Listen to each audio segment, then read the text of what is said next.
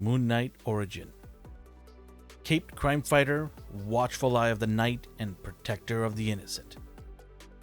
No, we're not talking about Batman. We're talking about the one and only Moon Knight. But before he became who he is today, let us take a look at where it all began.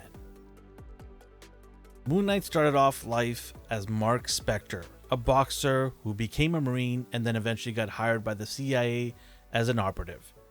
Feeling repulsed by the CIA practices, he left and decided to become a mercenary, working to assassinate political figures and topple governments. Yeah, we know, basically the same job as before. During this period of his life, he met Raoul Bushman, another mercenary who was leading a team against rebel forces in Sudan, south of the Egyptian border. After seeing Bushman's brutal tactics, Spector decided that it would be best to leave the mercenary group as soon as possible. Fortunately for us, he did not leave soon enough. As Bushman had learned of an archaeological dig led by Dr. Peter Alroon, which uncovered the tomb of Pharaoh Seti III, and with it led to the discovery of many artifacts. Determined to steal them, Bushman robbed the site, and when Dr. Alroon attempted to stop him out of fear that the artifacts would be melted down, he was killed. During this ordeal, Spector tried to stop Dr. Alroon from protesting and helped his daughter Marlene Alroon get to safety. Soon after this, Spector argued with the Bushman over his treatment of the archaeologist and other innocents who were killed in the acquisition of the artifacts. Sensing betrayal, Bushman knocked Spencer unconscious and left him in the scorching Egyptian desert to die. Resurrection. Wandering through the desert, he eventually made his way to the Pharaoh Seti III's tomb. Unfortunately for him, he was found by Dr. Alroon's workers.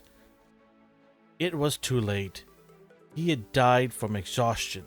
However, where one life ends, a new one begins. Seemingly revived, alive and well, Mark explained his resurrection was due to the deity Khonshu, the Egyptian moon god. Using his rejuvenated body and donning a cloak from the tomb, he declared himself the moon's Knight of Vengeance.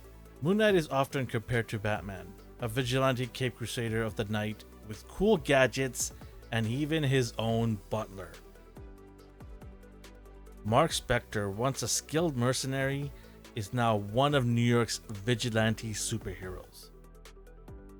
Betrayed by his teammates, led by Raoul Bushman, and left for dead on a mission that went sideways, Mark was revived by Khonshu, the Egyptian moon god, and chosen to be his champion, the moon's Knight of Vengeance.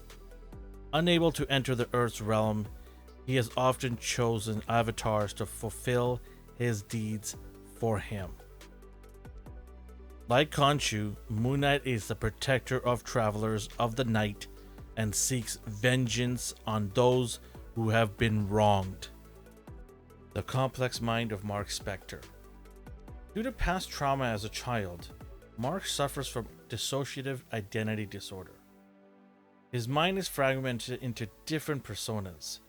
As a child, he assumed they were his imaginary friends. And after his awakening in Egypt, his already fractured mind drew those personalities out even more. They all coexisted and functioned in the same body. But when the time called for it, a new personality would take charge. You have Mark Spector, the dominant personality. You have Stephen Grant, the suave businessman, millionaire, and he uses his wealth to fund Moon Knight's vigilante career. Jake Lockley, the smart cab driver, kind of a jerk, and always down for a good brawl. Mr. Knight. Every religion has followers, so consider Mr. Knight a priest. This priest, however, wears a business suit. He has been consulted to investigate crime scenes, and he may also consider himself a doctor who runs the Midnight Mission, a missionary clinic where people in need of aid can find his help. Apparently he does it all. Moon Knight.